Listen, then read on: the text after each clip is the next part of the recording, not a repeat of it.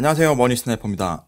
오늘 영상은 무역 전쟁 속 중국 양해가 진행되다, 그 마지막 영상인데요. 지난주 같은 경우는 중국 양회에서 다뤄졌던 중요한 안건 그리고 내용들에 대해서 이야기를 했다고 하면은, 오늘은 양해가 있었던 기간 중에 주변국들의 변화, 그리고 가장 중요한 미국과 중국 간의 무역 전쟁의 주인공이라고 할 수 있는 미국의 이야기들을 해보려고 합니다. 오늘 내용에서도 중국 투자 관련돼서 엄청 중요한 소스들이 있으니까 잘 챙겨보시고 투자 포인트 삼는 데 도움이 되셨으면 합니다. 드디어 중국 양해가 막을 내렸습니다. 외신들 입장에서는 가장 관심 있었던 부분은 외상투자법이었는데, 이 부분에 있어서는 지적재산권 그리고 그 이외의 외환시장에 관한 환율 통제 등이 관심 분야라고 할 수 있습니다. 하지만 이 외환시장에 대한 환율 통제에 관련된 부분은 중국 입장에서 지금 당장 그리고 단기적으로 결정할 수 있는 사안이 아니기 때문에 직접적으로 이번 양회에서 많이들 관심을 가졌던 부분이 외상투자법이었죠. 보시는 것처럼 찬성 2929표, 그리고 반대 8표, 기권 8표로 압도적으로, 예상했던 바죠. 압도적으로 통과가 되었습니다. 여기서 저희가 투자 포인트로 삼아야 할 부분은 누구나가 알고 있는 이 외상투자법이 아니고, 이번에 신규로 이제 리커창이 얘기했었던 네거티브 리스트, 이 네거티브 리스트가 어떤 분야에서 어떻게 앞으로 반영될지가 관건이라고 할 수 있는데요. 그 부분은 제가 잠시 뒤에 자세히 설명드리도록 하겠습니다. 지금 국내 언론에서 보시면은 지금 중국 양해에서 4대 목표로, 올해 2019년도 중국 양해에서 4대 목표로 삼았다고 하는 부분을 경기 부양, 대외 개방, 사회 안정, 당의 통치 강화, 이런 부분을 내세웠는데요. 이 부분은 새로울 것이 없습니다. 매년 얘기했던 부분이고요. 빈부격차 그리고 시장 개방에 대한 이야기, 매년 있어 왔던 부분이죠. 그리고 당의 통치 강화, 언제나 빠지지 않았던 주제 중에 하나입니다. 그런데 이렇게 보면은 새로울 게 없다고 할 수 있지만, 이번 외상투자법 관련돼서나 의사결정이 진행되었던 방향, 그리고 디테일한 부분까지 잘 짚어보면은 중국에서도 시장 개방을 준비하려고 하는, 그리고 외부의 자금들을 끌어당기고자 하는 의지를 느낄 수가 있었습니다. 역시나 방금 보시는 것처럼, 지속적으로 얘기했던 것처럼 외상투자법이 핵심 포인트였는데요. 지금 리커창은 적극적으로 외신 기자들이라든지 현지 언론들로부터 질의응답에 적극적으로 답변을 하면서 중국이 앞으로는 외국 기업들에 대해 공정하고 그리고 개방되어 있는 정책을 점진적으로 펼치겠다는 강력한 의지를 비쳤습니다. 하지만 미국 입장에서는 이런 외상투자법 관련돼서 트럼프가 이런 딜을 받아들일 거냐 하는 부분에 대한 답변은 굉장히 의견이 분분한데요. 그만큼 불확실성이 높다고 할 수 있겠죠. 그런데 이번 양회 기간 중 주변국들의 반응에서는 미국과 중국 간의 힘겨루기에 있어서 오랜 기간 미국의 입장보다는 중국의 입장을 조금 더, 중국이 앞으로의 성장을 견인할 것은 분명하기 때문에 미국보다는 중국의 입장에서 우리가 함께 있을 때 얻는 부분이 많겠다라고 판단하는 국가들이 하나둘 늘어났는데요. 지난번에 소개해드렸던 것처럼 1대1로 있어서 G7 국가에서는 처음으로 이탈리아가 참여 의사를 밝혔다는 것이고, 두 번째는 독일에서는 하웨이에 대한 제품을 굳이 우리는 거부하지 않겠다, 이런 의사를 발표를 했었죠. 그리고 말레이시아에서는 굉장히 의미 있는 흐름이 나왔었는데요.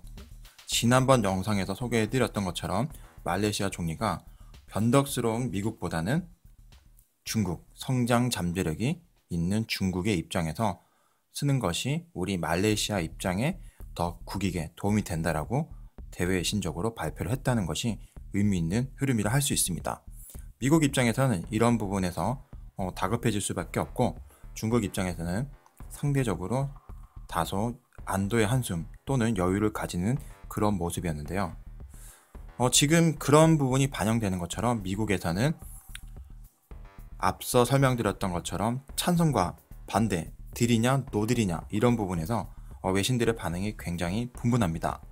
지금 보시는 것처럼 트럼프는 굳이 중국과 급하게 딜을 할 가능성이 희박하다라고 하는 그런 뉴스도 나오고요. 그리고 4월달이냐 6월달이냐 언제 그 시진핑과 만남에 있어가지고 그 시기를 언제로 이야기하는 데 있어서 구체적인 답변은 나오고 있지 않습니다.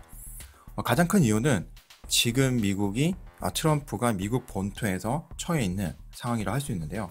트럼프는 앞으로 지금 임기가 50%, 지금 임기가 절반을 넘어가는 상황에서 다음 대선 그리고 정권의 연장이라는 중요한 과제를 앞두고 있는 상황에서는 이번 북미 회담에서도 보여줬던 것처럼 중국과의 딜에 있어서도 성급하게 결정할 그럴 이유는 없다는 것이 대외적인 분위기입니다. 특히 지금 강경파라고 할 수 있는 로버트 라이트 하이저의 입장에서도 얘기하는 것처럼 중국 같은 경우는 아직 시장 개방에 대해서 이야기는 하긴 했지만 그 시장 개방에 대한 약속이 정확하게 그리고 약속 한바대로 이행되기까지는 아직 우리는 의심을 가지고 있다.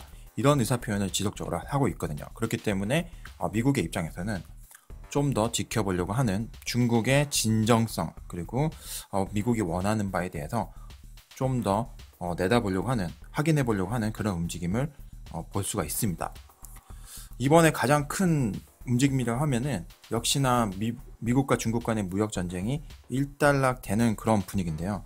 여기서 예고편은 뭐냐면은 앞으로는 5G 다음으로 군사력에 대한 부분, 중국이 가지고 있는 남중국해에서의 영향력 그리고 그런 군사력의 바탕으로 중국이 자체적인 무기를 개발하려고 하는 이런 움직임들을 미국이 앞으로는 지금까지 했었던 기술 개발이라든지 지적재산권 이런 부분 규제를 했다고 하면은 앞으로는 군사력에 대한 부분 이런 부분에서 미국과 중국 간이 지속적으로 또 한 번의 격돌이 예상된다고 볼 수가 있는데요.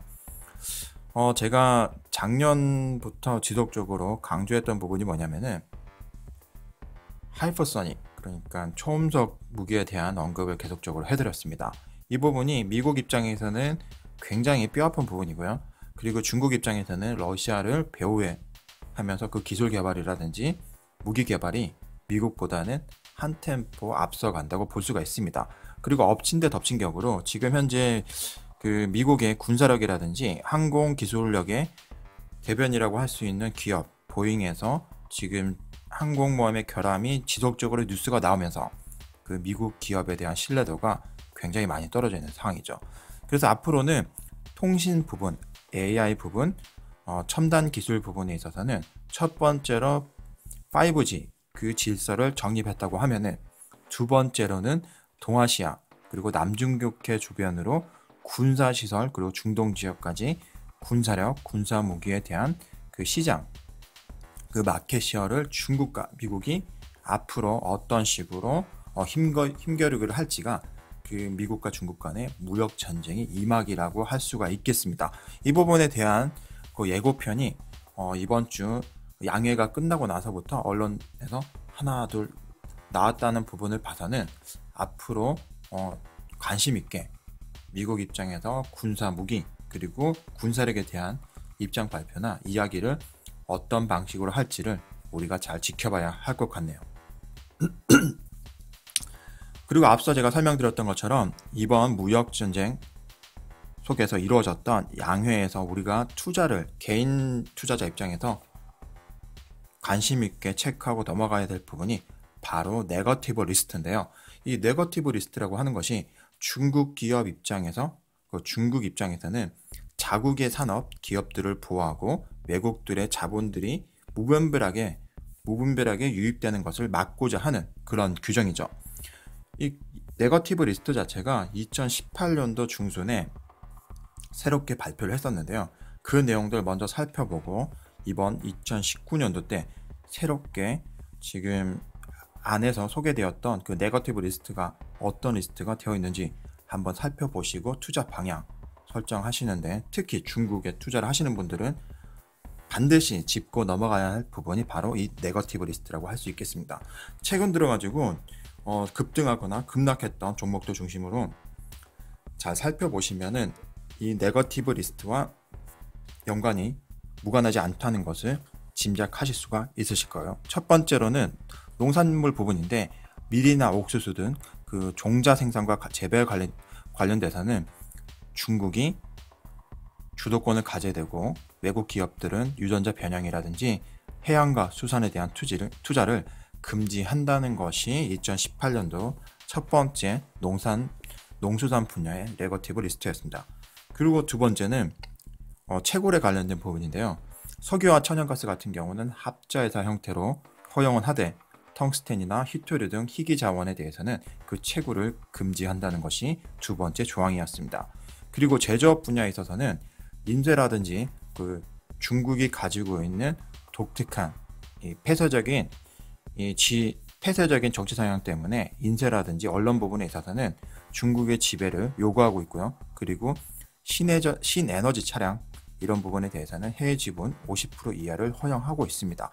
하지만 이 부분에 대해서는 2020년 이후에서는 그 제한이 풀릴 것이고, 2022년 이후에는 동일 자동차에 대한 그 브랜드를 합자회사를 2개 이상을 허용한다는 것이 이번 2018년도 제조업에서 중요한 골자였다고 할 수 있습니다. 그리고 위성 TV나 방송도 본국에서는 제한을 하고 있고요. 원자력이라든지 수도, 그리고 수상, 항공, 우정사업 등 그 국내부적인 중요한 인프라 부분에 있어서는 중국이 지배권을 가져야 한다는 것이 그 중요한 골자였다고 볼 수 있습니다. 그리고 외국 기업에서는 가장 크게 관심이 있었던 분야 중에 하나는 증권, 보험, 선물 등 금융회사의 지분 한도였는데요. 이 부분이 2021년부터는 50% 이상을 투자할 수 있게끔 그 상한선을 풀어준다는 것이 골자였죠. 여기에 기타 지도 제작, 이 부분에 대해서는 어떤 나라든지 다 비슷할 텐데요. 중국 내부에서 지도를 제작하는 기업들, 그리고 방송통신, 그리고 중국 내부에서 이루어지는 교육산업 등에 있어서는 제한을 한다는 것이 중국 정부의 입장이었습니다. 문화적인 부분에서도 교육이 빠른 속도로 개방이 되었을 때 체제 유지에 심각한 타격이 있을 수 있기 때문에 당연하게 방송통신이라든지 교육 부분에서는 제재를 가한다고 볼 수가 있죠. 이에 반해서 이번에 2019년도 새롭게 자국에 있어가지고 안을 내놓았던 그 네거티브 리스트가 있는데요. 이 분야에 있어서는 여러분들이 다시 한 번 더 투자 힌트를 잡으실 수가 있습니다. 바로 첫 번째, 앞에서 보셨던 종자 생산과 환경보호 규제를 완화한다는 것이 첫 번째고요. 두 번째는 자원 재활용, 그리고 세 번째 의료 분야인데요. 백신을 생산하거나 면역세포 치료 또는 라지 스케일 셀, 그러니까 항암 치료 관련 배양 제품들은 허용해준다, 이런 부분이 골자고요. 그리고 분해 가능한 플라스틱 제품과 관련 제품에 대한 허가, 그리고 5G 모바일 통신, 그리고 이커머스, 중국에서 굉장히 발달되어 있죠. 이커머스. 그리고 또 하나 AI와 메디컬 로봇, 에너지 관련된 분야에서도 이제 시장의 개방을 준비한다는 것이 골자입니다.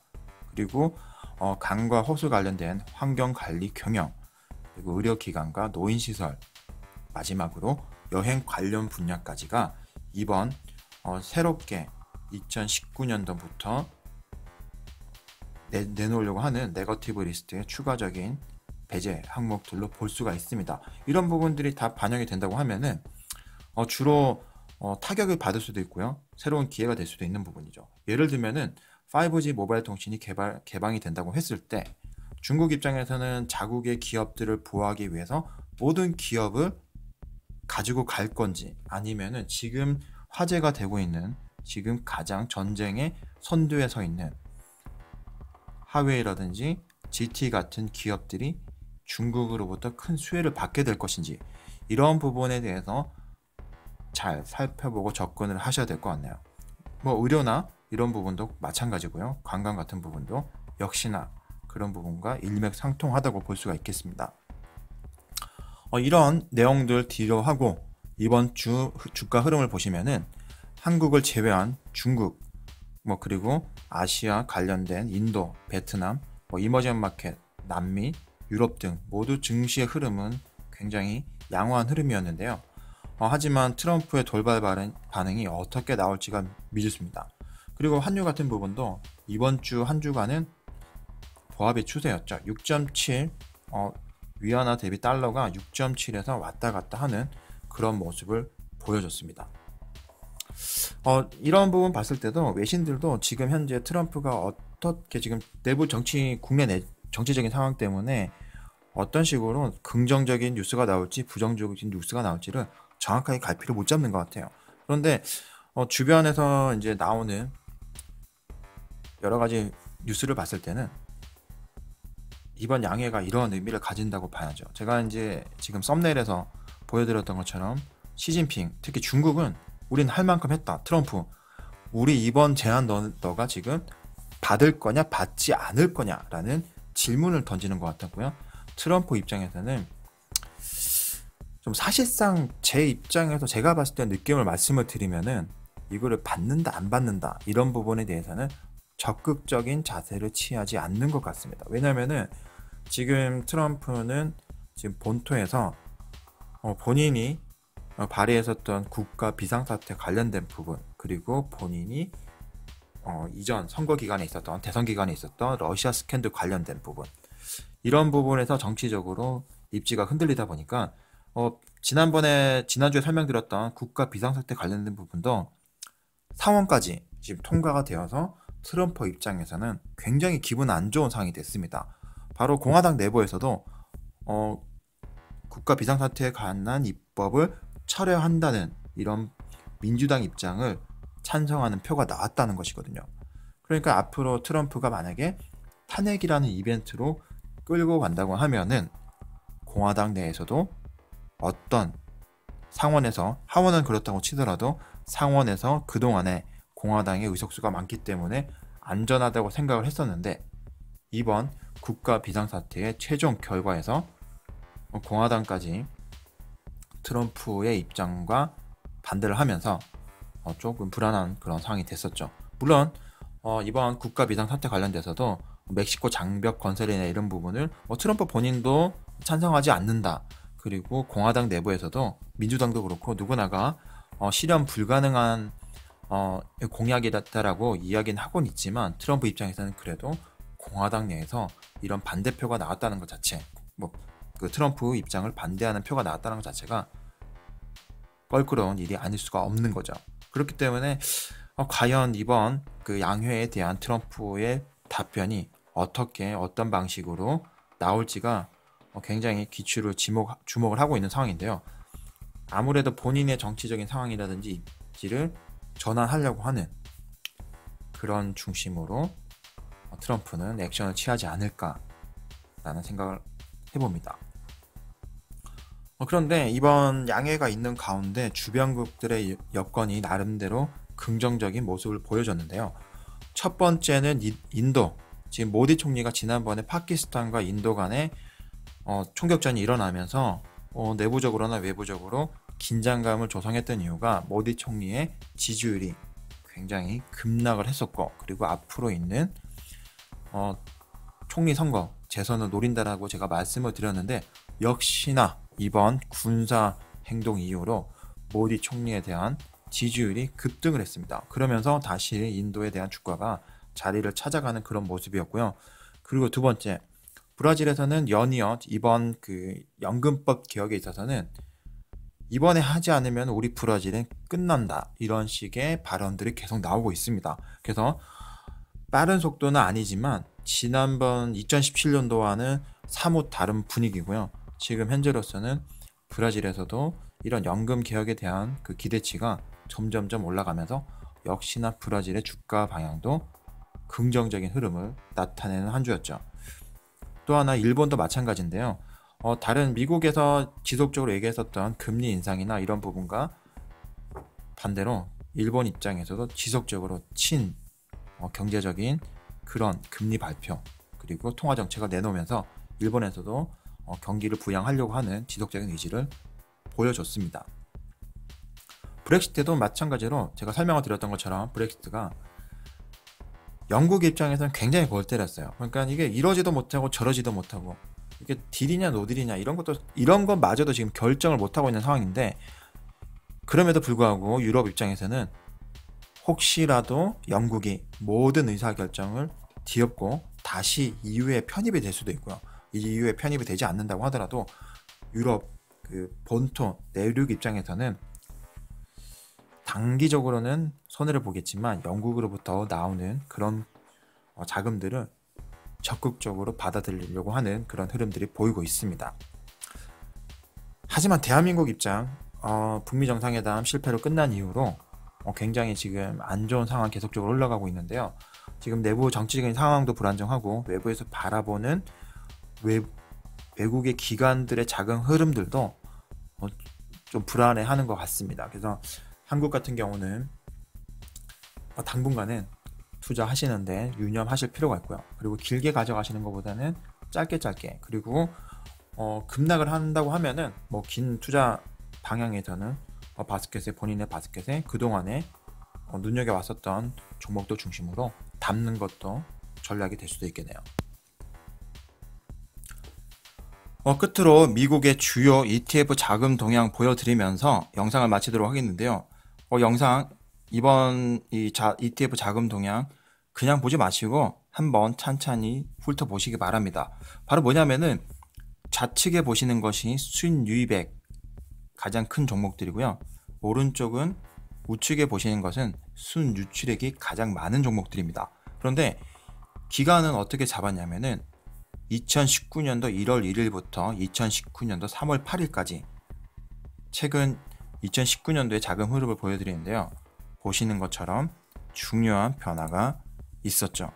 지난 2018년도 같은 경우는 S&P 500이라든지 미국 본토 중심으로 자금이 들어갔다고 하면은 지금 S&P 500이나 미국 선진국 중심으로 들어갔었던 자금들은 다 상위권의 유출 규모 탑 1부터 탑 10까지 랭크가 되었고요. 그런데 이머징 마켓 중심의 ETF들이 전부 다 순유입액 상위권에 랭크를 했습니다. 딱 보시는 것처럼 패시브 자금은 이머징 마켓으로는 자금이 다 순유입으로 흘러 들어갔고 미국으로부터는 자금이 이탈되었다고 보시면 되겠네요. 제가 준비한 영상은 여기까지고요. 오늘 보셨던 영상이 도움이 되신다고 하면 좋아요를, 그리고 새로운 영상 원하시면 구독을 부탁드리겠습니다. 머니스나이퍼였습니다.